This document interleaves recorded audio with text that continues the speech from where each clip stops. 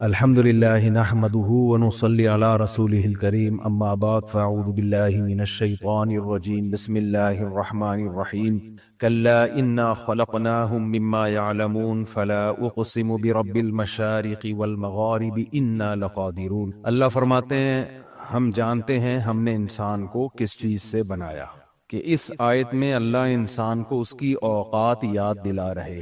یاد وہ چیز دلائی جاتی ہے جو انسان بھول جاتا ہے، تو اس سے پتہ چلتا ہے کہ ہم لوگ اپنی اوقات بھول چکے ہیں۔ اوقات یاد کیا دلائی ہے اللہ نے؟ سادہ لفظوں میں کہ ہم نے تمہیں جس چیز سے بنایا ہمیں معلوم ہے۔ کیا مطلب؟ تم اپنی اوقات بھول جاؤ گے لیکن ہم تمہاری اوقات نہیں بھولیں گے، ہمیں پتہ ہے۔ تم تو بھول جاؤ گے اپنی اوقات، لیکن چونکہ بنایا ہم نے ہے تو ہم تمہاری اوقات کیسے بھول جائیں بھائی؟ ایک غلیظ اور گندے پانی سے اللہ نے ہم سب کو بنایا ہے۔ میں اکثر ایک بزرگ کا واقعہ سناتا ہوں نا، ایک بزرگ سے کسی بادشاہ نے بول دیا کہ وہ بزرگ بادشاہ کے سامنے کوئی حق بیان کر رہے ہوں گے، انہوں نے بول دیا تو نہیں جانتا میری اوقات کیا ہے، یعنی تو مجھے جانتا نہیں ہے، میں بادشاہ ہوں تو مجھے جانتا نہیں ہے۔ بزرگ نے کہا میں بہت اچھی طرح سے جانتا ہوں آپ کو۔ یہ کیا جانتا ہے؟ ان کا خیال تھا بزرگ کہیں گے آپ بہت طاقتور ہیں، آپ بہت پاورفل ہیں، آپ کی تو ڈنکا بجتا ہے پوری دنیا میں۔ تو بادشاہ نے بولا کیا اوقات ہے؟ انہوں نے کہا بھائی ماضی بھی آپ کا پتہ ہے مجھے، آپ کا حال بھی پتہ ہے، آپ کا فیوچر بھی مجھے معلوم۔ ماضی یہ کہ غلیظ پانی تھے، غلیظ جگہ سے نکلے، غلیظ جگہ پہ گئے اور حیض کے گندے خون سے بن کے غلیظ جگہ سے دنیا میں آئے۔ ان جگہوں سے آئے جہاں سے گندگی نکلتی ہے۔ ہماری انٹری بھی دنیا میں دیکھو کس راستے سے ہوئی ہے۔ کوئی بندہ امریکہ جا رہا ہو، کینیڈا جا رہا ہو یا پاکستان آ رہا ہو، دو طرح کی انٹریاں ہوتی ہیں۔ ایک عام سادہ لوگوں کی انٹری ہوتی ہے، آئے لائن میں لگے، ایسا ہی ہوتا ہے نا، لائن میں لگے، پاسپورٹ کی لائن میں، لمبی لائن میں، امیگریشن آفیسر نے ٹھپا لگایا، چل بھائی نکلو نکلو، اشارہ کر رہا ہوتا ہے جاؤ بھائی دوسروں کو بھی آنے دو۔ پھر آپ لیگیج کی وہ جو پٹی ہوتی ہے اس میں گھنٹوں کھڑے رہے، ٹیگ دیکھتے رہے ایک ایک کر کے کہ میرا ٹیگ اس میں کون سا ہے۔ اس کے بعد پھر آپ باہر آتے ہو، ٹیکسی پکڑی، رکشہ پکڑا، جو بھی آپ نے، یہ بھی ایک اپنے ملک میں انٹری کا ایک طریقہ ہوتا ہے۔ ایک طریقہ تھوڑا وی آئی پی لوگوں کا ہوتا ہے، ان کو وی آئی پی پروٹوکول مل جاتا ہے، جہاز سے اترتے ہیں اور ان کو لائن میں نہیں لگنے دیا جاتا، ان کے لیے امیگریشن آفیسر الگ سے آ کے بیٹھتا ہے، وہ لائن سے ہٹ کے آتے ہیں وغیرہ وغیرہ۔ ایک بندہ ان کا لیگیج پہلے سے لے کے کھڑا ہوا ہوتا ہے۔ اور ایک وی آئی پی طریقہ ہوتا ہے، گاڑی آتی ہے جہاز کے باہر لگتی ہے، آپ اسی گاڑی میں بیٹھتے ہیں، الگ سے امیگریشن کے لیے آپ کو۔ میں جب افریقہ گیا تو ہمارے دوستوں نے بڑا پروٹوکول دیا، اللہ ان کو جزائے خیر دے۔ تو میرے ساتھ جہاز میں عیسائی مشنری کا کوئی بندہ تھا جو مجھے عیسائیت کے بارے میں کچھ ٹھش پش کر رہا تھا انگلش میں۔ خیر میں سمجھ گیا کہ یہ میرے پہ ڈورے ڈالنے پہ لگا ہوا ہے۔ میں نے کہا بھائی صاحب، میں نے بھی کچھ اشکالات کر دیے اور میں نے بتایا کہ ہم عیسیٰ ابن مریم کو آپ سے زیادہ چاہتے بھی ہیں اور ان کو فالو بھی کرتے ہیں، سمجھتے ہیں؟ میں نے کہا کہ عیسیٰ ابن مریم حضرت مسیح علیہ السلام کو ہم زیادہ مانتے ہیں، ان کی تعلیمات کو ہم زیادہ فالو کرتے ہیں، آپ نہیں کرتے، ہم کرتے ہیں زیادہ۔ کیا کروں، واقعات سے واقعات اتنے نکل رہے ہوتے ہیں۔ حضرت مسیح علیہ السلام بغیر داڑھی کے تھے یا داڑھی کے ساتھ تھے؟ داڑھی کے ساتھ تھے۔ تو داڑیاں کون رکھتا ہے؟ گورے رکھتے ہیں، مسلمان رکھتے ہیں، مسلمان رکھتے ہیں۔ مسیح علیہ الصلوۃ والسلام شراب کو حلال سمجھتے تھے، حرام سمجھتے تھے؟ تو آج کل شراب کس کلچر میں، کس قوم میں سب سے کم ہے؟ مسلمانوں میں کم ہے، عیسائیوں میں تو بہت ہے۔ ایک ایک چیز کو اگر ہم گننا شروع کر دیں نا، خود مسیحی لوگ مانیں گے کہ یار ہمارے پیغمبر کی تعلیمات کو یہ زیادہ فالو کرتے ہیں۔ خیر تو اس نے میرا نمبر شمبر لے لیا، اس کو اندازہ ہو گیا کہ یہ بھی کوئی اسکالر ہیں، یہ بھی۔ میں نے کہا آپ کیوں جا رہے ہیں؟ اس نے کہا ہم مسیحیت کی تبلیغ کے لیے۔ اس نے کہا آپ کیوں جا رہے ہیں؟ میں نے کہا اسلام کی تبلیغ کے لیے۔ تو اس نے بولا کہ یار اس بندے پہ تھوڑے سے ڈورے ڈالنے چاہیے، اس بندے کو کنٹرول میں لینا چاہیے۔ اور میں نے پہلے اندازہ لگا لیا کہ اس کے کنٹرول میں مجھے نہیں آنا چاہیے۔ دونوں اپنے مائنڈ نے کھوپڑی میں چلا رہے ہیں نا۔ تو ہم جب اس نے جب اترا ہے نا وہ ایئرپورٹ پہ، تو اس کا خیال تھا میں ایئرپورٹ پہ اترنے کے بعد نمبر لوں گا۔ ہمارے دوستوں نے اللہ ان کو جزائے خیر دے میرے لیے وی آئی پی پروٹوکول کرایا ہوا تھا۔ تو جہاز کے پاس ہی گاڑی آئی ہے، ہمیں بٹھا کے الگ سے سائٹ سے لے گئی۔ وہ دیکھتا ہی رہ گیا کہ بندہ مارکیٹ سے شارٹ کٹ گیا کہاں بندہ، کیوں میں اکیلا ہی تھا جس کو وہاں ہمارے میزبانوں نے، اللہ ان کو برکت دے، تو وہ انہوں نے ویسا وی آئی پی پروٹوکول کہ ہم تو امیگریشن میں الگ ہی گئے نا، پاسپورٹ کے لیے الگ کاؤنٹر، الگ ٹھپا لگا، چلے گئے۔ اچھا اس پہ جو پاکستانی لوگ ٹیڑھی آنکھوں سے دیکھ رہے ہوتے ہیں یہ مولوی کے ساتھ ایسا کیوں ہو رہا ہے، تو بھائی یہ میں نہیں کر رہا ہوتا، جو میزبان بلاتے ہیں بعض دفعہ وہ پروٹوکول دے دیتے ہیں میرے کہے بغیر، میری طرف سے نہیں ہوتا کہ مجھے پروٹوکول چاہیے، انہوں نے دے دیا تو میں منع تھوڑی کر سکتا ہوں۔ بعض دفعہ سعودی عرب میں بھی ایسا ہی ہو جاتا ہے، اب کوئی میزبان لوگ تگڑے ہوتے ہیں وہ وی آئی پی پروٹوکول دلوا دیتے ہیں، تو پھر وہ مجھے شرم خود آ رہی ہوتی ہے، ہمارے پاکستانی لائن میں لگے ہم سائڈ سے جا رہے ہوتے ہیں، مجھے خود شرم آ رہی ہوتی ہے، لیکن میں ان کو منع کروں تو یہ بد اخلاقی ہوتی ہے۔ خیر، تو انٹری کے مختلف طریقے ہوتے ہیں دنیا میں، اس میں سب سے اہم ترین طریقہ یہ کہ کس راستے سے آپ کی انٹری اور ایگزٹ، کس راستے سے آپ انٹری کر رہے ہیں، یہ اس کا پروٹوکول میں بہت بڑا دخل ہے یا نہیں ہے؟ بزنس کلاس جہاز میں نا اس کی لائن ہی الگ ہوتی ہے، اس لائن میں کھڑا ہوا آدمی دوسروں کو دیکھ رہا ہوتا ہے اور کالر کو یوں کر رہا ہوتا ہے کہ میری لائن الگ ہے تمہاری لائن الگ ہے۔ تو کس وے سے آپ کی انٹری ہوئی ہے اس کا بھی عزت اور پروٹوکول سے بڑا گہرا تعلق ہے۔ ہماری اور آپ کی جو دنیا میں انٹری ہوئی ہے نا، کسی کو بتانے کے قابل، بولو کسی کو بتا نہیں سکتے، کیا خیال؟ ان راستوں سے میری اور آپ کی انٹری ہوئی ہے جہاں سے ہمیشہ گند ہی نکلتا ہے، جہاں سے ہمیشہ گند نکلتا ہے، بنے بھی گند سے، نکلے بھی گندے راستے سے، اور پیٹ میں بھی ہر وقت گند۔ وہ بزرگ کا میں واقعہ سنا رہا تھا نا، ان بزرگ نے بادشاہ سے کہا تمہارا ماضی یہ تھا کہ گند تھے، غلاظت تھے، حال یہ ہے۔ اب ان بزرگ نے جو کہا وہ تو کہا، میں اپنے الفاظ میں اس کو ذرا ایکسپلین کرتا ہوں۔ ہماری باڈی میں جتنے سوراخ ہیں نا، کبھی کسی سے خوشبو نکلتے ہوئے دیکھی؟ مشک و عنبر کی نہریں بہ رہی ہوں کان سے، ہم جب کان میں گھمائے ماچس کی تیلی تو اود نکلی ہو اندر سے، کبھی ایسا ہوا ہے؟ آپ اپنے کان میں یوں گھما کے کسی سامنے والے کے سامنے وہ تیلی کو یوں کریں، وہ کہے گا یار گند کو ہٹاؤ میرے سامنے سے، یہی کہے گا نا۔ آپ کہو گے میں بہت مبارک ہستی ہوں، میں ایک عظیم انسان ہوں، گند کہاں سے نکل سکتا ہے میرے اندر سے؟ یہ کہہ سکتے ہو آپ؟ کبھی ایسا ہوا ناک میں انگلی گھمائی ہو آپ نے اور جب باہر نکالی ہو تو خوشبو کے بھبوکے آئے ہوں ہیں؟ آنکھ سے بھی آنسو نکلتے ہیں، وہ بھی کسی کے لگا دو نا اگر یوں کر کے، وہ غصہ کرے گا بھئی اپنی گندگی مجھے کیوں لگا رہے تو؟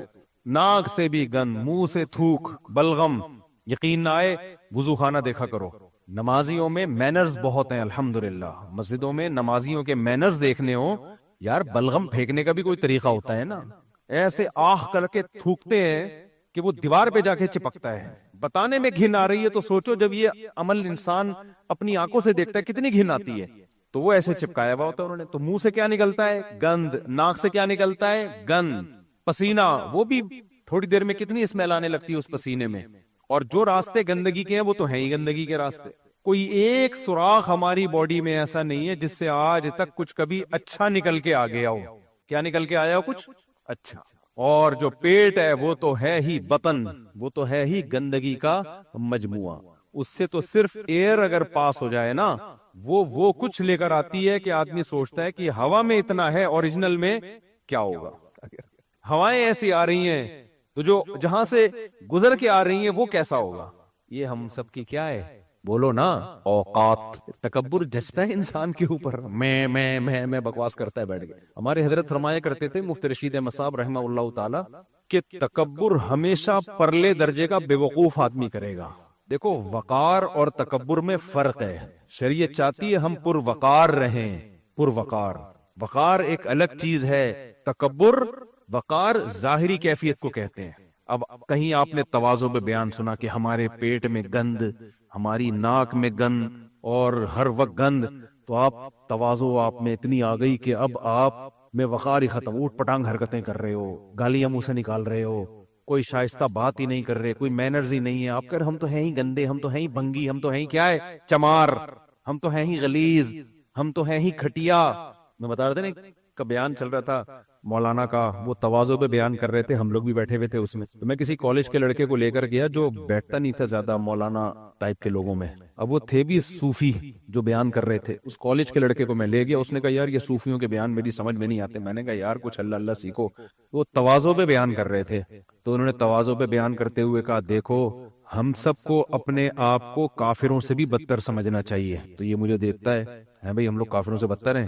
میں نے کہا مطلب ان کا یہ ہے کہ ہو سکتا ہے ایمان پہ موت واقع نہ ہو، اور اس کی ایمان پہ تو فیوچر کے، جس کو اسلام میں کہتے ہیں کہ ما یعولو الیہ کے اعتبار سے، یہ تو گاڑا لفظ ہو جائے گا، یعنی ہو سکتا ہے مستقبل میں معال کے اعتبار سے، یعنی فیوچر کے اعتبار سے ہو سکتا ہے وہ ہم سے اچھا، تو یہ مطلب ہے اس کا۔ انہوں نے اگلا جملہ کہا کہ اپنے آپ کو ہمیں جانوروں سے بھی بدتر سمجھنا چاہیے۔ بھی مجھے دیکھ رہا ہے ہم لوگ جانوروں سے بدتر ہے۔ میں نے کہا بھائی اگر اللہ نہ کرے بد اعمالی پر موت ہو گئی، کفر پہ موت ہو گئی، تو ہم تو جانوروں سے بدتر ہی ہیں۔ اولئک کالانعام بل ہم اضل۔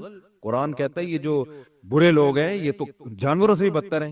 تو کہہ رہے ہم تو برے نہیں۔ میں نے کہا ہو سکتا ہے بھائی کوئی ایسی برائی ہو، میں تعویل کر رہا ہوں نا، میں تعویل کر رہا ہوں تاکہ یہ بیان سنیں۔ اگلا جملہ انہوں نے کہا کہ بلکہ ہمیں اپنے آپ کو گدھے گھوڑوں سے بھی بدتر سمجھنا چاہیے۔ تو میں نے کہا وہ جانور میں گدھے گھوڑوں کی مثال، میں بھی تو گدھے گھوڑوں کی مثالیں دیتا ہوں نا، گرل فرینڈ بوائے فرینڈ کا جو ریلیشن ہے ایسے جیسے گدھے گھوڑوں کا، تو یہ ایگزامپل ہے۔ انہوں نے کہا ہمیں اپنے آپ کو خنزیر سے بھی بدتر سمجھنا چاہیے۔ اب وہ کہہ رہے یہ کیا ہو رہا ہے؟ میں کہہ رہا ہوں دیکھو یار اگر اعمال پہ موت نہ ہوئی تو خنزیر سے بھی بدتر تو ہوئے نا، بات تو ہے۔ آخر میں انہوں نے کہا ہمیں اپنے آپ کو گوں کے کنستر سے بھی برا سمجھنا چاہیے۔ یہ ہو گیا۔ میں نے کہا بھائی میرے اندر اب تعویل کا راستہ بند۔ وہ کہہ رہے ہم کیوں، ہم انسان ہیں یار، وہ گوں ہیں۔ میں نے کہا یہ زیادہ ہو گئی ہے۔ اب یہ میرے سے، ہم ترکی کے میوزیم میں تھے ہم لوگ، میرے ساتھ ایک میرے دوست تھے، 2017-18 کی بات ہوگی۔ ترکی کے میوزیم میں ہمیں چیزیں وزٹ کروائی جا رہی تھی، یہ پتہ نہیں فلاں علیہ السلام کا، حضرت فلاں پیغمبر کا یہ فلاں ہے، حضرت علی کا یہ کرتا ہے، یہ حضرت سیدہ فاطمہ کا جبہ ہے۔ ہم نہیں ہے بھی کہ نہیں ہے، لیکن ہم نے کہا چلو یہ کہہ رہا ہے تو ہوگا، وہ ہمیں وزٹ کرانا نا، یہ فلاں ہے، یہ حضرت حسین کیا پتہ نہیں کیا ہے، تلوار ہے۔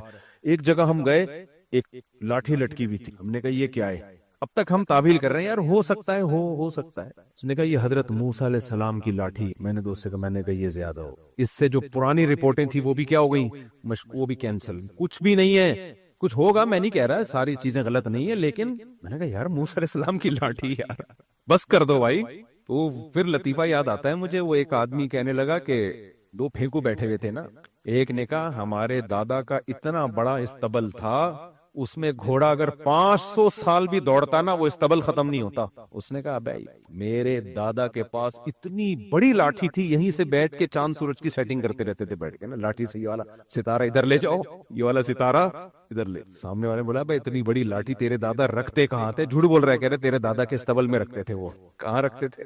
تیرے دادا کے استبل میں۔ تو یہ جو بتا اچھا، یہ منہ مبارک کے نام پہ اتنا جھوٹ بولا جاتا ہے، ہر سال کہیں نہ کہیں ربیع الاول میں منہ مبارک کی زیارت ہو رہی ہے۔ خدا کے بندو، جیسے نبی کی پر جھوٹی بات منسوب کرنے کے بارے میں نبی نے فرمایا من کذب علی متعمدا فلیتبوأ مقعدہ من النار، جو مجھ پہ جھوٹ باندھے وہ اپنا ٹھکانہ جہنم میں بنا لے۔ تو ایسے ہی نبی کی طرف کسی جھوٹی چیز کی نسبت کرنے والا بھی اپنا ٹھکانہ جہنم میں بنا لے۔ یہ منہ مبارک پاکستان میں کس کے پاس کہاں سے آ گیا بھائی؟ تیرے پاس دبئی میں زیارت ہو رہی ہے، ہر چھٹے آدمی کے پاس منہ مبارک کے نام پہ لوگوں کو بیوقوف بنا رہا ہوتا ہے وہ۔ تو یہ ایسا نہیں ہے، کوئی بھی ایسا کہے نا منہ مبارک ہے، نہیں بھائی کوئی سند نہیں ہے ہمارے پاس اس کی کہ یہ نبی صلی اللہ علیہ وسلم کا کہ بال مبارک ہیں، جھوٹی خبریں ہیں اس بارے میں۔ تو میں کیا بات کر رہا تھا، پھر دائیں میں نکل گیا۔ ہاں تو وقار الگ، وہ جو تواضع ہے ہم گوں کے کنستر سے بھی ہے۔ اب مسئلہ یہ ہے کہ مجھے بھی اب ہنسی آنے لگی کہ یار یہ زیادہ ہو گئی۔ اب میں نے کہا یار اتنی پروقار محفل ہے اور مجھے ہنسی آئے گی اور پھر لوگ بولیں گے مفتی طارق مسعود صاحب ہو کے ہنس رہے ہیں بیان میں۔ میں نے بڑی مشکل سے سب خیر جب میں باہر نکلا تو پھر میں کھلکھلا کے ہنسا ہوں۔ میں نے کہا یار یہ تواضع کی سپرلیٹو ڈگری ہوں کا کنستر بھی، میں نے کہا یار زیادہ ہو گئی ہے بھائی۔ تو تواضع الگ، تواضع کس کی کیفیت کا نام ہے؟ دل کی کیفیت کا۔ تو وقار کا مطلب یہ، یعنی تواضع کا مطلب یہ نہیں کہ اپنے آنکھوں کا میں خاکسار۔ میں لطیفہ سنایا تھا نا، ایک آدمی نے پوچھا آپ کا نام کیا ہے؟ اس نے کہا کلب حسین، حسین کا کتا۔ اس نے کہا آپ کا نام کیا؟ اس نے کہا خنزیر اللہ، یعنی وہ حسین کے کتے سے بھی زیادہ اپنے آپ کو نیچے گرا دیا اس نے، کہ جب نام میں اتنی تواضع چل رہی ہے تو ہم تم سے بھی 4 ہاتھ آگے ہیں۔ تو تکبر بری چیز ہے، لیکن وقار کیا ہے؟ اچھی چیز۔ وقار کا مطلب آپ کے کپڑے استری ہوئے ہوئے ہوں۔ ہمارے شیخ حضرت مفتی رشید احمد صاحب بہت اللہ والے بزرگ تھے۔ دنیا کی محبت، یقینی دعویٰ کسی کے بارے میں نہیں کرنا چاہیے، لیکن اگر میں حلف بھی اٹھا لوں نا کہ ان میں دنیا کی محبت نہیں تھی، نہ شہرت کی لالچ، نہ دولت کی لالچ، نہ تکبر، ظاہریت جو ہم جانتے ہیں یقینی دعویٰ کسی کے بارے میں کرنے کی اجازت نہیں ہے، لیکن وقار اس قدر تھا۔ حضرت بغیر استری کے کپڑے کبھی نہیں پہنتے، حالانکہ مشہور کیا ہے؟ سادگی۔ اور حضرت کے ہاں جو امام ہوتا تھا نا اس کو بھی یہ تھا کہ چنٹیں نہ پڑی ہوئی ہوں اور استری والے کپڑے ہوں، پورے سیدھے، سمجھ رہے؟ امام میں حضرت نے ترجیح دیتے تھے کہ دبلا امام اور بھاری جسم والا امام اگر کمپٹیشن ہو تو دبلے کو رکھتے تھے. فرماتے تھے جو بھاری جسم والا امام ہے جب وہ رکوع سے اٹھتا ہے اس کی کرتا پیچھے اٹکنے کا خطرہ ہوتا ہے. مجھے بہت الجھن ہوتی ہے منظر دیکھ کے. یہاں بھی نہیں اٹکنے دیتے تھے کمر میں. تو بالکل حضرت کا یہ تھا کہ صفائی ستھرائی اور کپڑے کیسے ہوں, سیدھے ہوں. وائٹ کپڑے پہنتے تھے اور کوئی کلر نہیں پہنتے تھے. نفاست تھی, یہ وقار تھا. پہن سکتے ہیں کوئی بھی کلر کے کپڑے پہن سکتے ہیں, ان کا یہ تھا وائٹ کپڑے. بعض ہم نے لوگوں میں کلچر دیکھا ہے کندھے پہ رومال رکھتے ہیں, پھر وہ رومال منہ میں ڈال کے جا رہے ہوتے ہیں. حضرت نے کسی مولانا کو دیکھ لیا کہ کندھے پہ رومال اور وہ رومال جو ہے نا منہ میں رکھ کے کہیں باہر سفر. حضرت نے غصہ کیا, یہ کیا منہ میں اب رومال منہ میں رکھا ہوا ہے آپ نے؟ اول تو رومال کندھے پہ ڈالا کیوں ہے, ضرورت کیا ہے اس کی؟ لیکن چلو بعض لوگوں کا کلچر ہوتا ہے, وہ کندھے پہ رومال رکھتے ہیں, ان کا کلچر ہے. تو تبھی دیکھو دین جو ہے نا, دین یہ صرف کتابوں سے نہیں آتا. دین کو سمجھنے کے لیے اہل اللہ کی صحبت بہت ضروری ہے. صرف کتابی دین ہوگا نا تو تواضع پہ جب کوئی رسالہ پڑھے گا تو خاکسار بن جائے گا. صحیح ہے نا, کیا بن جائے گا؟ خاکسار. اور وہی گوں کا کنستر, اور میں گھٹیا انسان, میں بہت ذلیل, میں یہ میں فلانا, اور عجیب سا بن جائے گا وہ. اور جب وہ بیان سنے گا تکبر کے خلاف یا تکبر کے خلاف کتابیں پڑھے گا تو وقارت بھی جائے گا اس سے. وہ فرق نہیں کر پائے گا کہ باوقار شخص اور متکبر شخص میں فرق ہوتا ہے.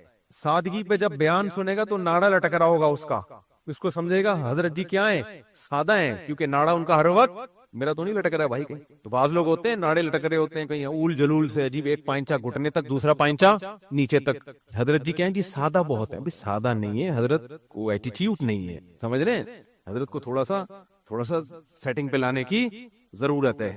پھر یہ جو ہر چیز میں اول جلول ہی ہوں گے, پھر یہ ہر چیز میں اول جلول ہوں گے. یہ جو ناڑا لٹک رہا ہوتا ہے نا, اس پہ ایک لطیفہ ہے, کبھی اکیلے میں آؤ گے تو سناؤں گا, پبلک میں سنانے کا نہیں ہے. کچھ لطیفے ہم نے سنبھال کے رکھے ہوئے ہوتے ہیں, وہ کاپی رائٹ ہے, وہ خاص لوگوں کو پارسل کرتا ہوں, ہر ایک کو سناتا بھی. جس کا ظرف چھوٹا ہے اس کو تو سناتا بھی نہیں وہ لطیفے. بہت بڑے اعلیٰ ظرف کے لوگ ہوتے ہیں, ان کے لیے میں نے وہ لطیفے رکھے ہوئے ہوتے ہیں, وہ صرف انہی کو کاپی رائٹ ہے. سوچتا ہوں پیسے لے کے سنایا کروں میں, اتنے قیمتی لطیفے ایسے ہی ضائع نہ کروں میں. خیر, تو وقار ایک الگ چیز ہے اور تکبر بالکل الگ چیز. وقار شریعت میں مطلوب ہے, تکبر انتہائی بری چیز ہے. تکبر نام ہے دل کی کیفیت. تو ہم تکبر بطر الحق, حق کا انکار. کوئی غریب آیا آپ کے پاس, وہ چونکہ وہ چھوٹا ہے, وہ اپنا حق مانگ رہا ہے, ادھر دھونس جما رہے ہو آپ. اکثر تکبر کا اندازہ ہو جائے گا میاں بیوی کے جھگڑوں میں. بیوی کا خاندان غریب ہے, اپنے حق کے لیے لڑ نہیں سکتی, تو کیسے دبائے گا میاں اس کو, اس کے حقوق نہیں دے گا, بات بات میں مارے گا, ڈانٹے گا, گالیاں دے گا. کیوں؟ اس کے حقوق کے لیے لڑنے والا کوئی بھی نہیں ہے. یہ کیا ہے؟ کبر. آپ اپنی اوقات بھول رہے ہو. میں اس کی ایک مثال دیتا ہوں. نبی صلی اللہ علیہ وسلم نے, ابو مسعود انصاری تھے یا عبداللہ بن مسعود, غالباً عبداللہ بن مسعود, ان کو دیکھا کہ اپنے غلام کو مار رہے ہیں. اب غلام کمزور ہوتا ہے, وہ تو ہاتھ بھی نہیں اٹھا سکتا, کوئی اس کا ساتھ بھی نہیں دے گا, اس کی دھرائی لگائی انہوں نے. نبی صلی اللہ علیہ وسلم نے دیکھ لیا, آپ نے فرمایا اللہ اقدر علیک منک علیہ. اے ابن مسعود, تم جو اس غلام کو مار رہے ہو نا, تو جتنی تمہیں اس کے اوپر قدرت ہے سزا دینے کی, اللہ کو تم پہ اس سے بھی زیادہ قدرت ہے تمہیں سزا دینے کی. عبداللہ بن مسعود ایک دم خوفزدہ ہو گئے اور فوراً کہا ہوا عتق لوجہ اللہ, یا رسول اللہ یہ اللہ کے لیے آزاد. غلام آزاد کرنے کا مطلب پتہ ہے کیا ہے؟ اس زمانے میں کسی کے پاس 0 میٹر لینڈ کروزر ہو کروڑوں روپے کی, اور وہ اٹھا کے کسی کو گفٹ کر دے, یہ مطلب ہوتا تھا غلام آزاد کرنے کا. غلام سے زیادہ قیمتی چیز اس زمانے میں کوئی بھی نہیں تھی, کیونکہ انسان ہے جو آپ کو اس پر ملکیت ہے, 100% آپ کے کنٹرول میں ہے.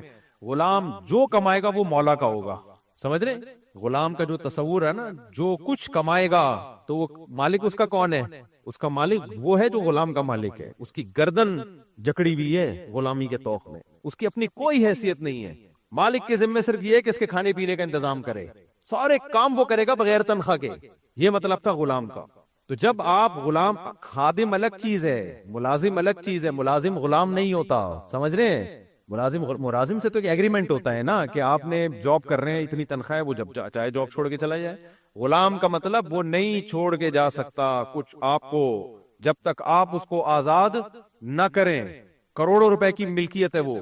اور عبداللہ بن مسعود تو تھے بھی مسکین اور غریب صحابی, تو اتنا خوفزدہ ہو گئے, فرمایا یا رسول اللہ ہوا عتق لوجہ اللہ, یہ اللہ کی رضا کے لیے کیا ہے؟ آزاد. کیونکہ میں ڈر گیا ہوں. تو اس سے پتہ چلتا ہے بعض دفعہ طاقتور کمزور کے ساتھ ظلم زیادتی کر رہا ہوتا ہے کیوں؟ اس لیے کہ طاقتور اپنی اوقات بھول جاتا ہے. وہ بھول جاتا ہے کہ بھائی ہم سے بھی کوئی ہے جو ہمیں بھی سزا دے سکتا ہے, ہمیں ٹرک کے نیچے لا کے مار سکتا ہے, ہمیں کسی وائرس کے ذریعے ہلاک کر سکتا ہے, ہمیں کسی ایسے غم میں ڈال سکتا ہے کہ جس غم سے ہم زندگی بھر نکل ہی نہ پائیں.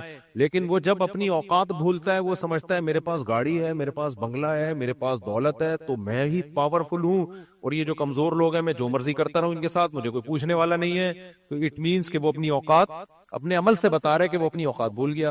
تو اللہ نے ان آیتوں میں اس کو اوقات یاد دلائیے کہ ایک اوقات تو سب میں کامن ہے, وہ یہ کہ غلیظ پانی سے بنایا, تو غلیظ پانی پہ تکبر بالکل بھی جچتا نہیں ہے. تو میں بزرگ کا بتا رہا تھا نا, انہوں نے بزرگ نے اس بادشاہ سے کہا کہ آپ کا ماضی یہ تھا کہ غلیظ پانی سے بنے, حال یہ ہے کہ پیٹ میں گند لے کے گھوم رہے ہو, اور مستقبل کیا ہے, ادھر جان نکلی فوراً باڈی میں اسمیل آنا. کتنے بڑے حضرت جی ہوں, کتنا بڑا آفیسر ہو, صدر ہو, وزیر اعظم ہو, فوراً لاش پہ کیڑے آنا شروع ہوتے ہیں. کتنی غلیظ گندی اسمیل. میت کو کون ورنہ گھر سے نکالتا بھائی؟ باپ اور ماں کے جنازے کون قبر میں ڈال کے آتا؟ محبت نہیں ہے کیا؟ ڈالتے. لیکن کیوں ڈال دیتے قبر میں؟ بھائی کیڑے پڑنے سے پہلے ڈال دو ان کو. اتنی بدبو ہوتی ہے نا لاش میں, اتنی غلاظت, آنکھیں پھولنا شروع ہوتی ہیں, سر پھولنا شروع ہوتا ہے, اتنی اسمیل ہوتی ہے. یہ ہمارا فیوچر ہے. تو اس کے بعد کوئی میں یہ پاگل پنے والی باتیں ہیں بھائی, پاگل پنے والی باتیں. تو تکبر کا کیسے پتا چلتا ہے؟ تکبر کیسے پتا چلتا ہے؟ کمزور کے ساتھ آپ کیا کرنا شروع کر دو؟ زیادتی. ہمارے ایک ریلیٹیو ہیں, اللہ ان کی عمر میں برکت دے, وہ آفیسر تھے, بڑے آفیسر تھے, وہ ابھی تو ریٹائر ہو گئے. تو انہوں نے ہمیشہ ان کا پھڈا ہوتا تھا اپنے بڑوں سے, یعنی جو اپنے سے بڑے آفیسر ہیں, ہم بھی دیکھتے تھے یہ. وہ کہتے تھے یار میں ہمیشہ اپنے سے بڑے سے لڑتا ہوں, اپنے ماتحتوں سے نہیں لڑتا. ایک تو بڑا وہ ہوتا ہے جو آپ کا امیر ہے, اس کی تو شریعت نے حکم دیا ہے, رسپیکٹ کیا ہے, اس سے پھڈا نہ کیا ہے. جو بھی کمپنی میں آپ کا باس ہے بلا وجہ نہ لڑیں اس سے. فوج میں کوئی کسی کا آفیسر ہے یا پولیس میں, وہ تو رسپیکٹ دینے کا شریعت میں حکم ہے, آپ اس کو عزت دیں. ایک بڑے کا مطلب یہ ہوتا ہے کہ کوئی ظلم کر رہا ہے, زیادتی کر رہا ہے, اور آپ اس کا ہاتھ نہیں روک رہے, لیکن وہی کام جب کوئی چھوٹا کرتا ہے تو رکھ کے 6 چماٹ لگا دیتے ہو آپ, حالانکہ وہ چھوٹا آپ کے مکمل کنٹرول میں ہے. اس کو آپ دوسرے طریقے سے بھی سمجھا سکتے ہو. کہتے ہیں نا مرغی کو توپ سے اڑانا, سنا ہوگا نا آپ نے. وہ چھوٹا ہے, آپ اس کو آرام سے سمجھا دو گے, وہ آپ کے کنٹرول میں ہے, آپ اس کو تھوڑی سی پنشمنٹ سے بھی بات حل, لیکن اس پر تو ایسا غصہ. یہ مقولہ بھی آپ نے سنا ہوگا کہ یہ آدمی گھر میں شیر ہے اور گھر کے باہر بلی ہے. کیوں؟ گھر میں بیوی بچوں پہ اتنا روب جماتا ہے ہر وقت, بیوی بچے ڈرتے ہیں جیسے گھر میں جب یہ آیا تو کوئی چنگیز خان نے بغداد پہ دوبارہ سے حملہ کر دیا. یہ حالت ہوتی ہے. باہر کیا ہوں گے؟ بھیگی بلی. یہ وہ لوگ ہیں جن کو اپنے سے طاقتور پہ کبھی غصہ ہی نہیں آتا. ہمیشہ غصہ کس پہ آتا ہے؟ اپنے سے کمزور پہ. یہ ایک واضح علامت ہے کہ اس میں کیا ہے؟ تکبر. یہ واضح علامت ہے. علامتوں سے پتہ چلتا ہے نا بھائی. ڈاکٹر لوگ کہتے, ڈاکٹروں کے بھی there are 2 types of doctors. کچھ ڈاکٹر ہوتے ہیں رپورٹیں دیکھ دیکھ کے, آپ کو یہ ہے, آپ کو یہ ہے, آپ کو یہ ہے, آپ کو یہ ہے. میں تو ہر طرح کے لوگوں سے واسطہ پڑتا ہے نا, ڈاکٹر کو بھی میں سمجھ گیا ہوں. کچھ ڈاکٹر ہوتے ہیں بولتے ہیں بھائی رپورٹوں کو رکھ سائٹ پہ, تو بتا ہو کیا رہا ہے تجھے. مثال کے طور پر کچھ ڈاکٹر ایسے ہیں, آپ کا کولیسٹرول LDL آیا 200 یا 160 یا 170 یا 200 آ گیا وغیرہ وغیرہ, وہ ایک دم رپورٹ پڑھ کے 3 فٹ اچھلے گا, وہ دھڑام سے اوپر جا کے دھڑام سے نیچے آئے گا, اتنا زیادہ کولیسٹرول, ایسے بس گئے. وہ کس کو دیکھ رہا ہے؟ رپورٹ بتا رہی ہے کہ آپ کا کولیسٹرول کیا ہے, بہت زیادہ. ایک ڈاکٹر یہ ہے کہ بھائی ہے زیادہ تو آپ بیمار ہیں.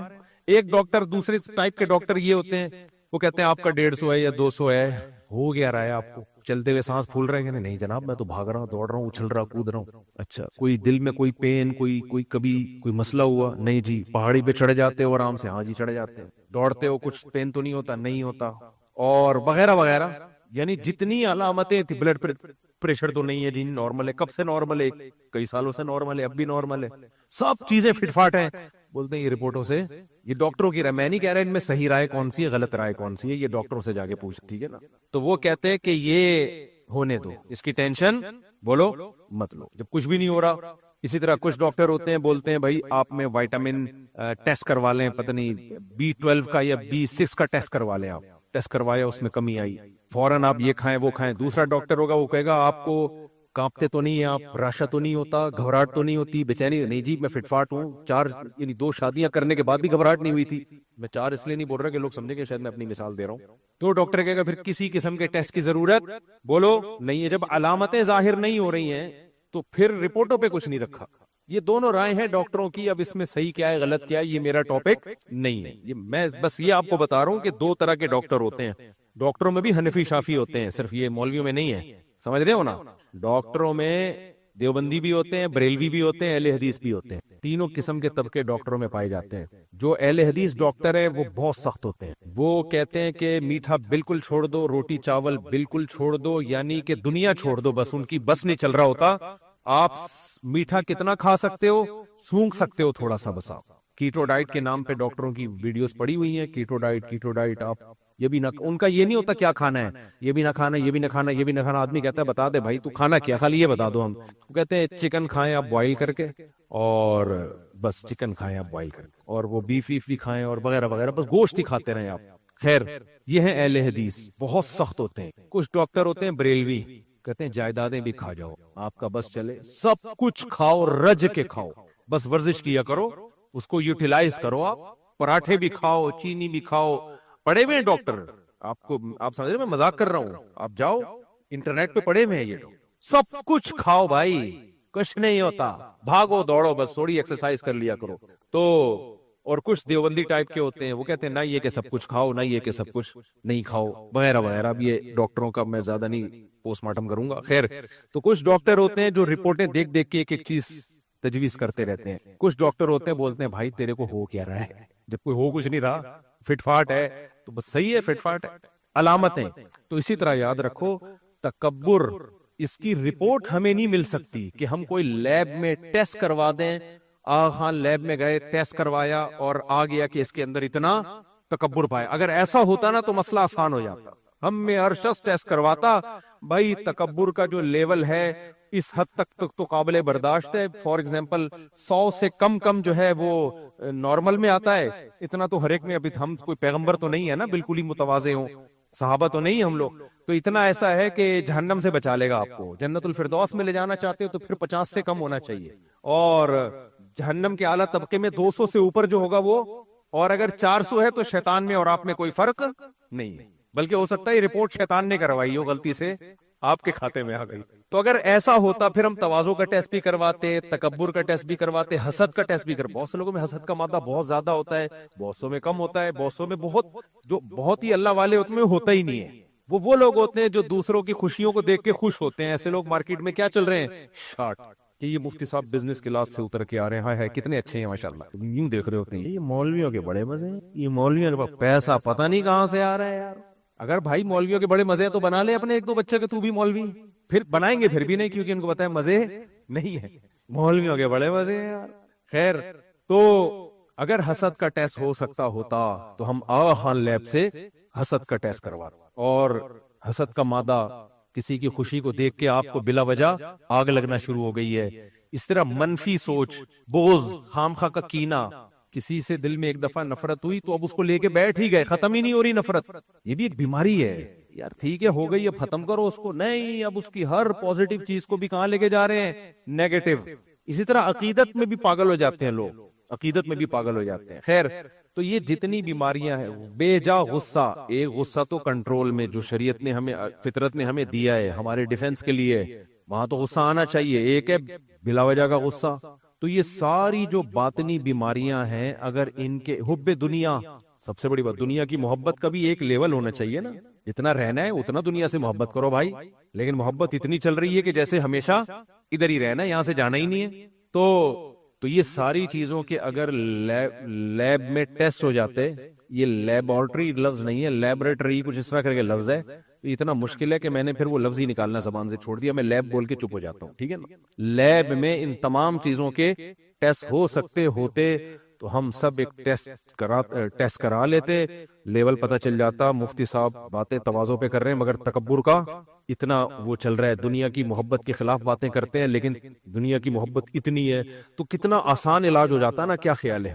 آسان علاج ہوا. پھر ہم بزرگوں کے پاس آتے ہیں، حضرت میرا تکبر کا لیول 200 آیا ہے، کائنڈلی شیطان سے تھوڑا سا ہی کم ہے تو اس کو آپ لیول پہ لے کر آئیں. وہ بزرگ آپ سے وہ کام کرواتے کہ تکبر کی ایسی کی تیسی کر دیتے. وہ آپ سے غریبوں کے جوتے پالش کرواتے. پہلے خانقاہوں میں یہ ہوتا، شیخ اور پیر و مرشد سمجھتا تھا نا یہ آدمی میں دماغ اس کا زیادہ آؤٹ ہو گیا ہے. پہلے خانقاہیں ایسی ہوتی تھیں، اب چند خانقاہیں ٹھیک رہ گئی ہیں، باقی خانقاہوں میں سوائے پھوڑنے پھاڑنے کے دیگیں پہ دیگیں اور گردنیں ماشاءاللہ. آپ ذرا دیکھو تو صحیح جا کے اتنی موٹی موٹی گردنیں لنگر کھا کھا کے، اور وہاں بیٹھے ہوئے ہیں، بس کوئی کام ہی نہیں ہے. جو بے روزگار ہوتا ہے خانقاہ میں آگے بڑھ جاتا ہے.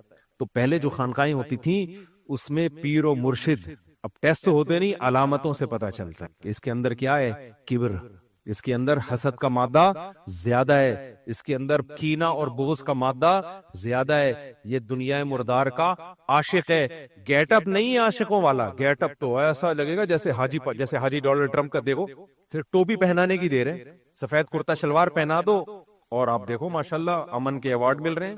خیر، تو گیٹ اپ تو بڑا اچھا ہے، اندر کیا بھرا ہوا ہے، اندر کیا بھرا ہوا ہے. گیٹ اپ تو میرے بھائی فرعون کا بھی بڑا اچھا تھا. داڑھی فرعون کی تھی یا نہیں تھی؟ فرعون کی بھی داڑھی تھی، اور پورے پراپر ڈریس اس زمانے میں سب پہنا کرتے تھے. تو گیٹ اپ سے تھوڑی ہوتا ہے، اندر بہت ساری چیزیں بہت خراب چل رہی ہوتی ہیں جو انسان کو گھن کی طرح کھا رہی ہے. اچھا، یہ جتنی باطنی بیماریاں ہیں نا، ان تمام چیزوں سے ایک نقصان ہوتا ہے، آخرت کا تو ہوگا.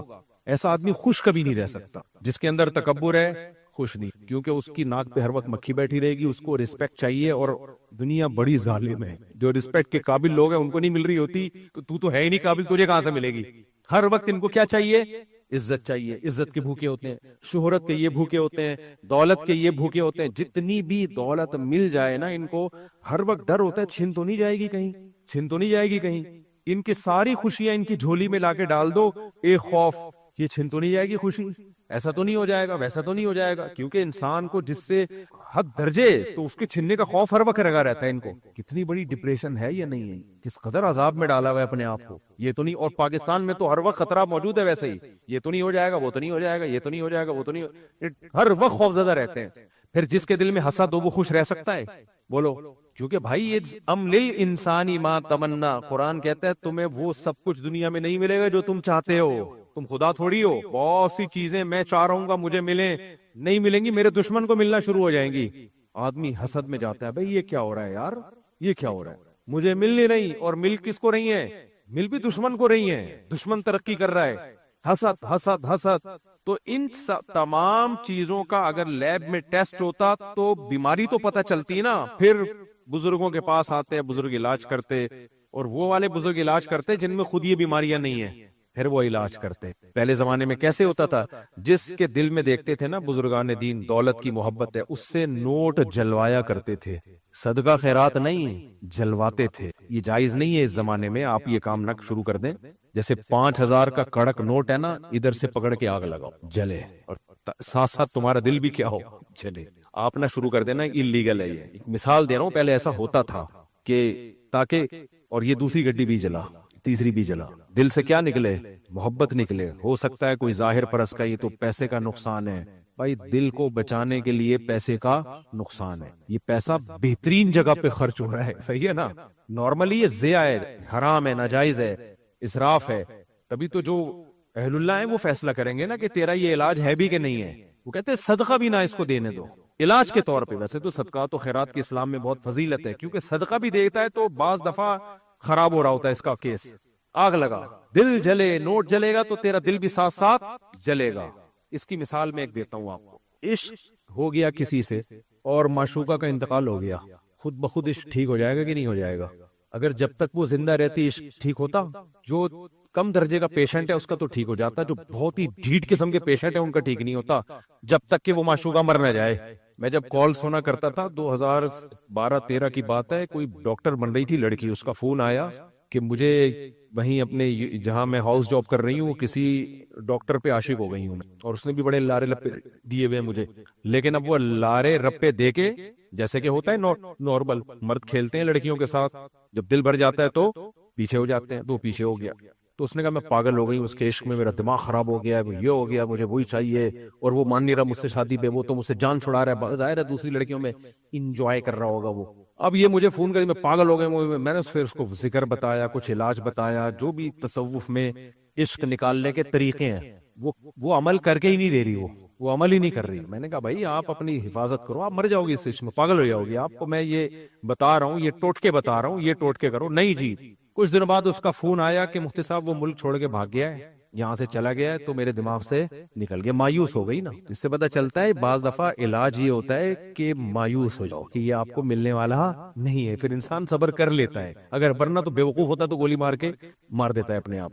تو بزرگ بعض دفعہ کیا کرتے ہیں، جب پہلے زمانے میں کرتے تھے کہ جب دولت کا عشق ہے، دماغ میں ہر وقت پیسہ پیسہ پیسہ پیسہ، دولت، نوٹ، ہر وقت. اس سے بڑا عذاب نہیں ہے بھائی کوئی، پاگل ہو جاتے ہیں لوگ. تو وہ بزرگ کیا علاج بتاتے تھے، کڑک کڑک نوٹ لے کے کنارے سے ایک دم سے آگ نہیں لگاؤ، کنارے سے آگ لگاؤ، اس کو جلتا ہوا اپنی آنکھوں سے، وہ وہاں جل رہا ہوگا ادھر دل میں، کیونکہ ابھی آپ کو اس لیے لے کر آپ کا نوٹ جل نہیں رہا ہے، ادھر دل میں کیا ہوگی، دل میں بھی آگ لگ. تو ایک پھر دوسرا، ایک ترسا ترسا کے. تو اور پہلے مرید بڑے ٹائٹ ہوتے تھے، کسی پیر سے بیعت ہوتے تھے اصلاح کے لیے کہ آپ جو علاج بتائیں گے ہم کریں گے. اب جو مرید ہوتا ہے نا، وہ پیر صاحب کو گائیڈ کر رہا ہو، وہ باپ بنا ہوا ہوتا ہے. کیوں ہر چیز میں کیا چلا رہا ہے، کیوں.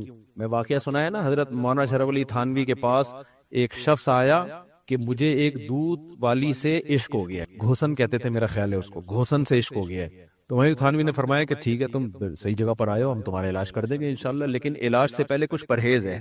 علاج تو بعد میں ہوگا، پہلے کیا ہوگا، پرہیز. اس پرہیز میں یہ ہے، اس کا جان بوجھ کر دل میں خیال نہ لے کر آؤ. یہ جان بوجھ کر اس لیے کہ جب عشق ہوتا ہے تو غیر اختیاری طور پہ خیالات تو آئیں گے نا، تو خود سے آ رہے ہیں آنے دو.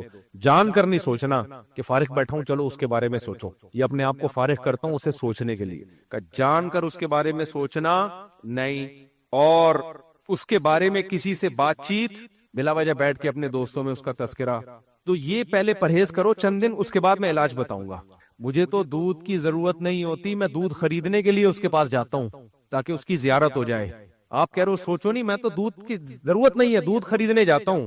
تو حضرت محب تھانوی نے رکھ کے ایک لگایا چماٹا، بولا نالائق، جب مجھے مان نہیں رہے ہو، میری مان نہیں رہے ہو، تو میرا ٹائم ضائع کرنے میرے پاس آئے کیوں ہو؟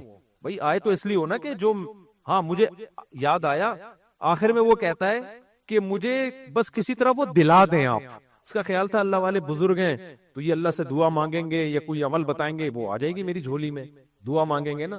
تو انہوں نے کہا میں کیا لڑکیاں دلانے کے لیے یہاں بیٹھا ہوا ہوں؟ تو ایک تھپڑ لگایا کہ اپنا بھی ٹائم، پہلے لوگ بزرگوں کی مار کھا بھی لیا. اس زمانے میں جو چیز سب سے زیادہ شارٹ چل رہی ہے نا، وہ تمیز ہے. لوگ فخر سے بتاتے تھے یار ہم نے بڑوں کی مارے کھائی ہیں، ہم نے باپ کی مارے کھائی ہیں، ماں کے تھپڑ کھائے ہیں، یہ فخر سے بتاتے تھے لوگ. اب تو یار ایسا کبر ہے نوجوان نسل میں، نہ ٹیچر کا احترام، نہ بڑوں کا احترام، نہ بزرگوں کا احترام، نہ مسجد کے امام کا احترام. سارا کلچر ہمارے سوسائٹی میں گوروں سے آ رہا ہے. گوروں میں احترام نہیں ہے، گوروں میں رسپیکٹ ہے سب کے لیے سیم برابر. جمشید سے بھی اسی طرح ملیں گے جیسے اپنے فادر سے مل رہے ہیں. جمشید میں اور فادر میں کوئی فرق؟ فادر سے بھی how are you, nice to meet you, بس. اور جمشید آئے گا تو بھائی جمشید سے الگ ملو. فادر جب آتا ہے تو انسان کی بازو جھک جاتے ہیں، نگاہیں جھک جاتی ہیں. ابا کے سامنے اونچی آواز سے بات نہیں کرنا ہے، تکیے پہ ٹیک لگا، ابا سامنے بیچارے ایسے بیٹھے اور یہ ٹیک لگا پہ ٹانگیں پھیلا کے بیٹھا ہوا ہے. میں دیکھ رہا ہوں لڑکوں کو، نوجوانوں کو، یار یہ تو بری چیز ہے یار. ابا ہیں تھوڑا سا تو ہل لے. میں نہیں کہہ رہا ٹیک لگانا بند کر دیں، تھوڑا سا ہلیں، یوں بس اتنا ہل جائے، ابا کو پتا چلے مجھے تھوڑی سی عزت، تھوڑی سی بھی دے دو. اس زمانے میں بہت ہے. ابا نے کون سا اپنے ابا، استغفر اللہ، یعنی آپ تھوڑی سی بھی عزت دے دیں. میں کہنے والا تھا ابا نے کون سا اپنے ابا کو دی ہوگی، لیکن غلط ہو جائے گا. تو تھوڑی سی رسپیکٹ دے دیں، صحیح ہے نا. اماں آتی ہے تھوڑا سا ہل لیں یار. ڈانٹ دے تو مسکرا لیں کہ اماں کی ڈانٹ ہے بھائی، کوئی بات نہیں. ہر بات میں اینٹ کا جواب پتھر سے دے رہا ہے. مسجد کا امام ہے یار، چلو جیسا بھی ہے تھوڑا سا آپ سے تیز. پہلے ہمیں یاد ہے ہماری مسجد کے امام صاحب لڑکوں کو بلا دو، ادھر. لڑکے سارے کام چھوڑ کے آ رہے ہوتے تھے، یار امام صاحب نے بولا جا ایسا کر، وہ جھینڈے لے کر آ. وہ جاتا تھا بھاگتا ہوا. پھر ہم نے وہی دور دیکھا، امام صاحب نے بلایا ادھر آؤ، کہہ رہے میرے پاس ٹائم نہیں. اپنے زمانے میں دیکھا کتنی جلدی کلچر چینج ہوا ہے، سمجھ رہے ہیں بھائی. تو ایک دم اسٹریٹ فارورڈ یوں کہہ رہے میرے پاس ٹائم، یا بولے امام صاحب میں تھوڑا سا بزی ہوں، آپ کام بتائیں، میں کسی اور کو بول دیتا ہوں. امام خود ہی بول دے گا نہیں یار چلو کوئی بات نہیں. بدتمیزی آ رہی ہے ہماری سوسائٹی میں. جو چیزیں گوروں سے لینے کی تھی وہ تو لے ہی نہیں رہے. صفائی لے لو ان سے، اول تو وہ بھی لینے کی ضرورت ہے. ہمارے مذہب میں کم ہے کیا جو ہم کہیں اور سے لیں؟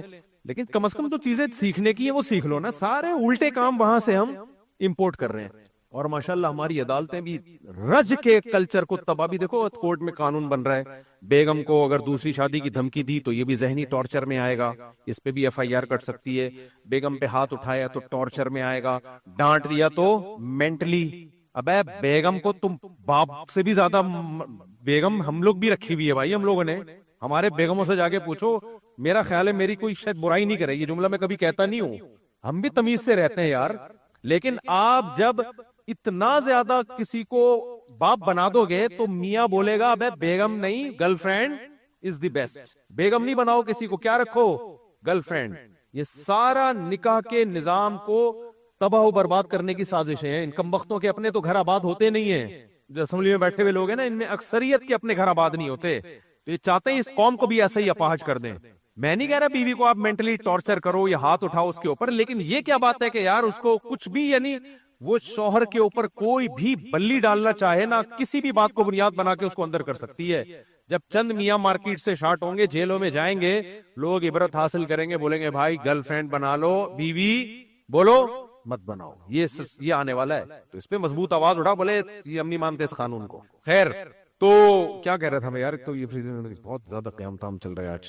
ہاں، تو پہلے زمانے میں بزرگوں کے یہاں تربیت ہوتی تھی کہ بھئی تربیت ایسی ہوتی تھی کہ تمہارے اندر تکبر ہے، تم جاؤ مسجد میں چپل سیدھے کر جا کے نماز۔ مانے اپنے حضرت کی خانقاہ میں ہم نے دیکھا ہے، حضرت مفتی رشید احمد صاحب رحمہ اللہ تعالیٰ کے یہاں ڈیفینس کے ایک بڑے تاجر آئے ہوئے تھے، یہاں سامنے بیٹھے ہوئے تھے حضرت کی رکشے والا، اور دوسرے تھوڑا سا پیچھے بیٹھے ہوئے، اور کچھ بیچارے دیسی سے مولوی تھے بالکل ہی غریب سے، وہ پیچھے بیٹھے ہوئے۔ حضرت نے ان صاحب کو، کیونکہ وہ حضرت سے بیعت تھے، بیعت نہ ہوتے تو پھر حضرت یہ کام نہ کرتے، جو بیعت ہوتا ہے وہ تو پیشنٹ ہے نا، تو ڈاکٹر جو ٹیکا لگائے گا، کوئی آ کے آپ کے ٹیکا گھسیڑے نہیں دو گے آپ، کوئی بندہ آ رہا ہے کہہ رہے یار یہ ٹیکا لے کے گھوم رہا تھا، ذرا کول آگے کرنا، آپ بولے گا کون ہے بھائی ہٹ یہاں سے۔ لیکن آپ کسی ڈاکٹر کے پاس گئے کہ ڈاکٹر صاحب میں بیمار ہوں، ڈاکٹر نے کہا ٹیکا لگاؤں گا، تو آپ خود پہلے اپنا بازو آگے کر دو گے تاکہ کسی اور جگہ لگانے کی کوشش نہ کرے۔ میں تو ڈاکٹر کا کوئی ویسے ٹیکے لگواتا نہیں، کبھی ہو نا تو فوراً یوں کر دیتا ہوں میں ایسے کر، کیونکہ بھروسہ نہیں ہے بھائی۔ تو جو بزرگ لوگ ہوتے ہیں نا، وہ دوسروں کے ساتھ نہیں کرتے ہر شخص کو یوں بھائی، جو تربیت کے لیے آیا ہے۔ تو پھر مالداروں کا علاج زیادہ ٹف ہوتا ہے۔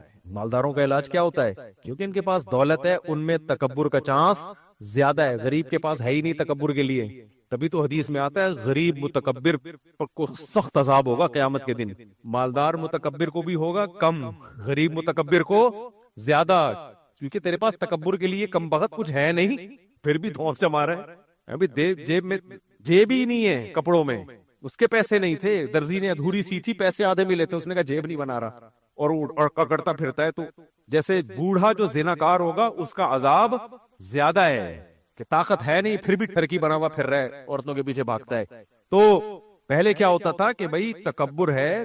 ہاں، میں بتا رہا تھا ہمارے حضرت نے کیا کیا، میں نے خود اپنی آنکھوں سے ہی منظر دیکھا، وہ ڈیفینس کے بڑے تاجر تھے، حضرت سے بیعت تھے، حضرت نے ان کو پیچھے کر دیا کہ آپ پیچھے، دیکھنے میں یہ بڑی انسلٹ ہے کسی کی، کوئی نیا بندہ ہوگا بولے گا یار کیسا سلوک کر رہے، اس کو اٹھا کے پیچھے بٹھا دیا، اور وہ غریب مولانا صاحب تھے ان کو آ گئے۔ کیوں؟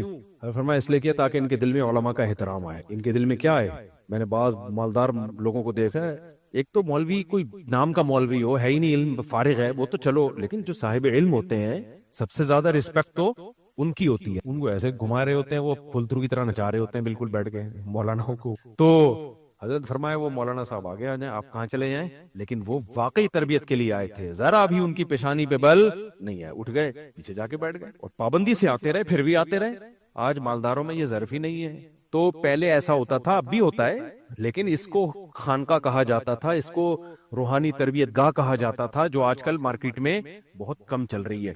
خیر، پہلے فاقے کروائے جاتے تھے۔ خیر، تو تکبر، حسد، ان سب چیزوں کے، حسد کے بھی علاج بتائے جاتے تھے، یہ کرو، یہ کرو، تاکہ حسد کیا ہو، ختم ہو۔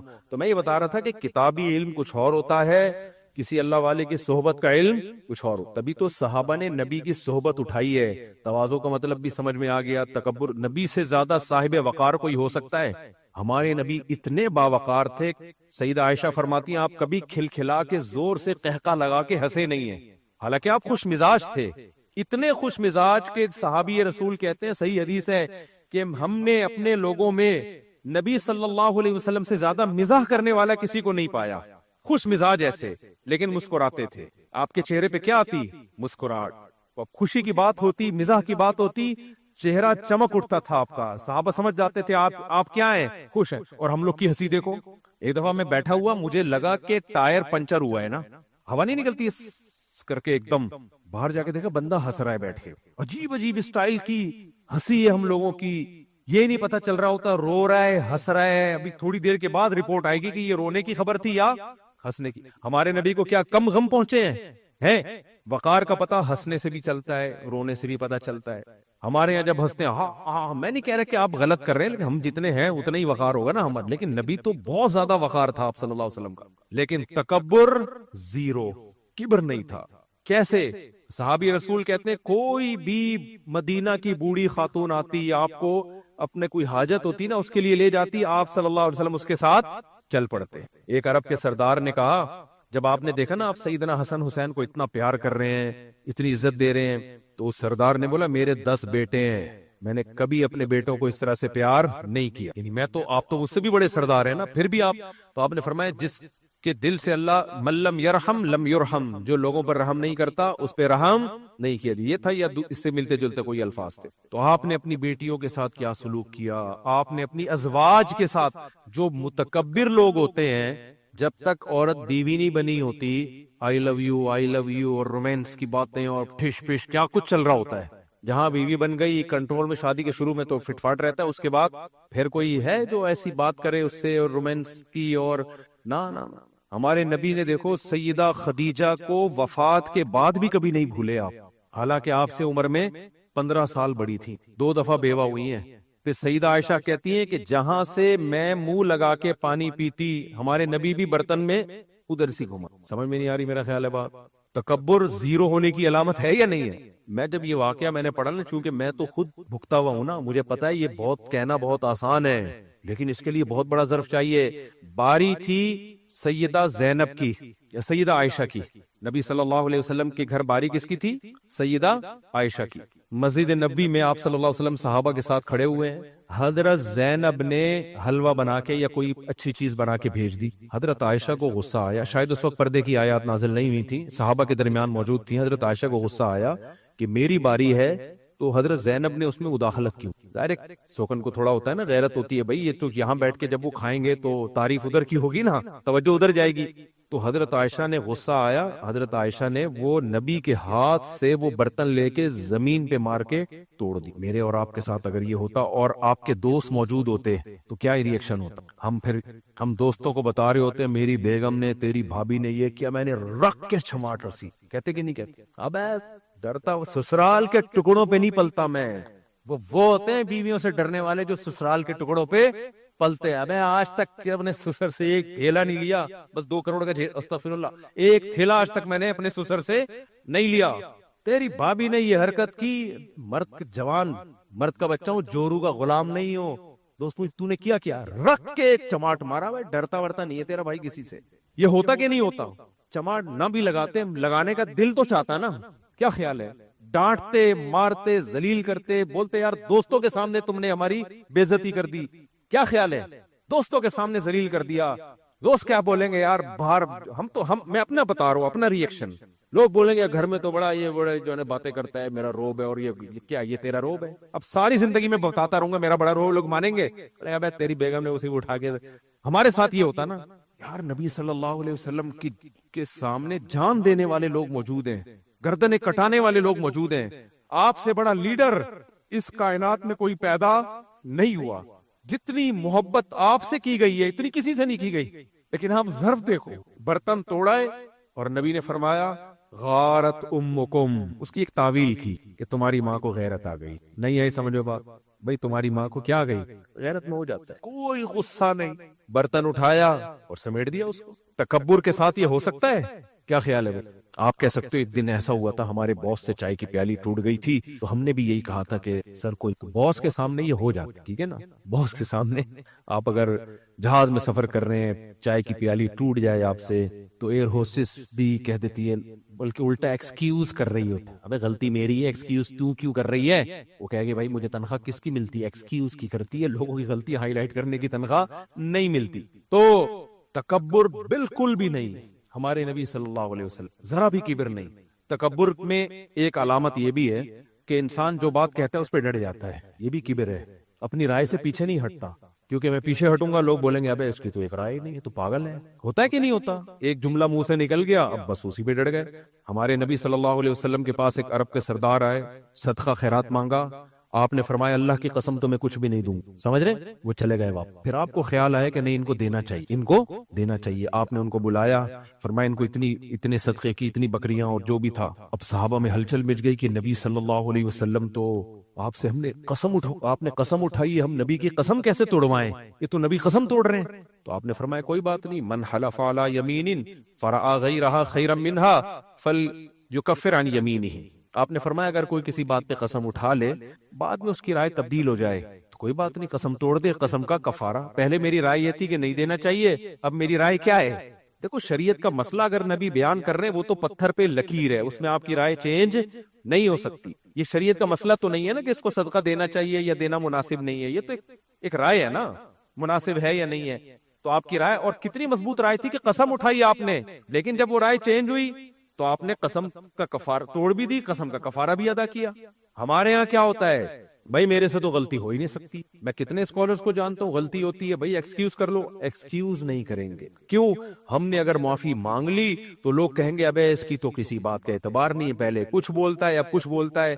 بھائی انسان 100% درست رائے رکھ ہی نہیں سکتا ہر چیز میں، اس کی رائے تبدیل، مجتہدین کی رائے تبدیل ہوئی ہے، ابو حنیفہ رحمۃ اللہ علیہ کی رائے تبدیل ہوئی ہے، امام شافعی کی رائے تبدیل ہوئی، امام مالک نے ایک رائے کی، کل اس سے رجوع کیا۔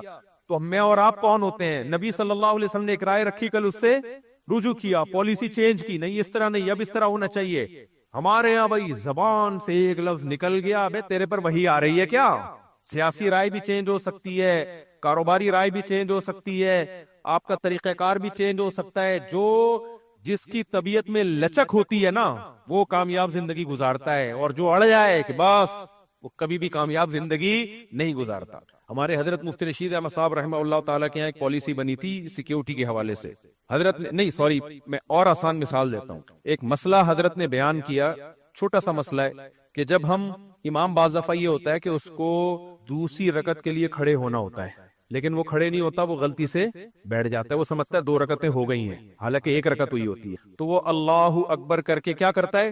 بیٹھ جاتا ہے۔ ہوتا ہے بہت سے اماموں کے ساتھ، پیچھے سے لوگ اس کو لقمہ دیتے ہیں تو وہ کھڑا ہو جاتا ہے پھر کہ بھئی چلو میں سمجھا تھا کہ 2 رکعت ہوئی ہیں حالانکہ ابھی 1 رکعت ہوئی۔ تو حضرت نے مسئلہ لکھا تھا اصل الفتاوی میں کہ امام اگر کچھ دیر بیٹھ گیا ہے، اتنی دیر بیٹھ گیا کہ سجدہ سہو واجب ہو گیا اس کے اوپر، تو اب اگر وہ کھڑا ہوگا نا دوبارہ سے تو اللہ اکبر کہہ کے کھڑے ہوگا۔ وہ میں سمجھا پا رہا ہوں اپنی بات؟ بھائی 1 رکعت کے بعد امام کو کھڑے ہونا تھا، لیکن کھڑے ہونے کے بجائے وہ بیٹھ گیا، اور اتنی دیر بیٹھ گیا، اتنی تاخیر ہو گئی کہ سجدہ صاحب اس پہ واجب ہو گیا۔ پیچھے سے لوگ سبحان اللہ کہہ رہے، امام کو یاد آیا تو امام کو چاہیے کیا کہے؟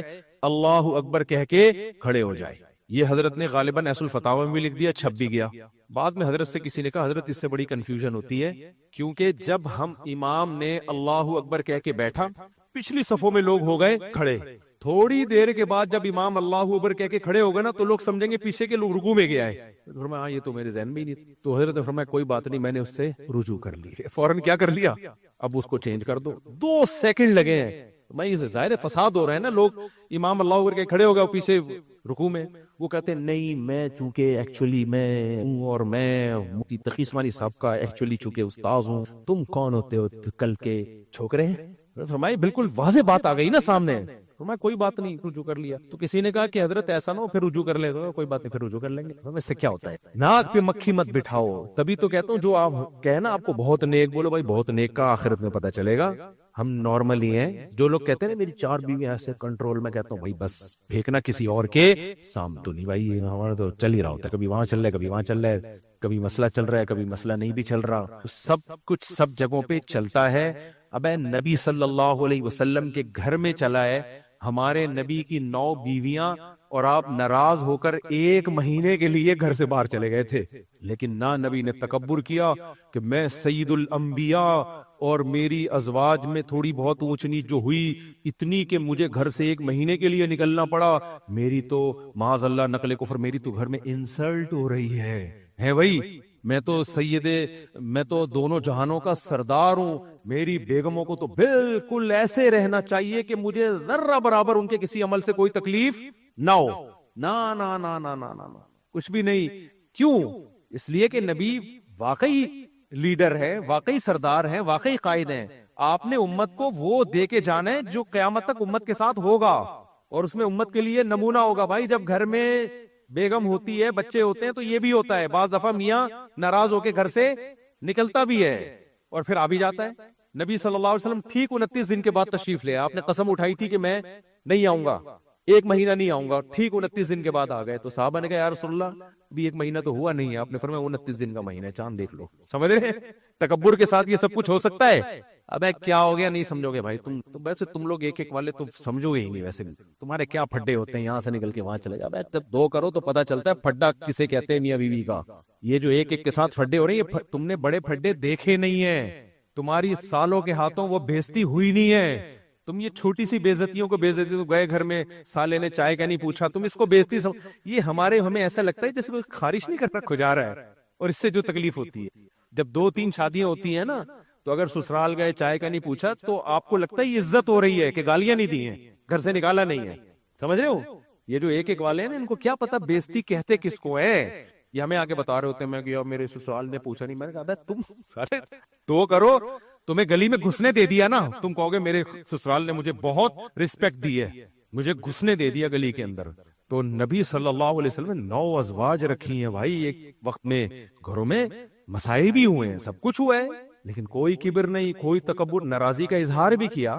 1 مہینہ جو ناراض ہو کے چلے گئے تو ناراضی کا اظہار ہی تھا نا، لیکن اس کو ختم بھی کر لیا. کیا خیال ہے؟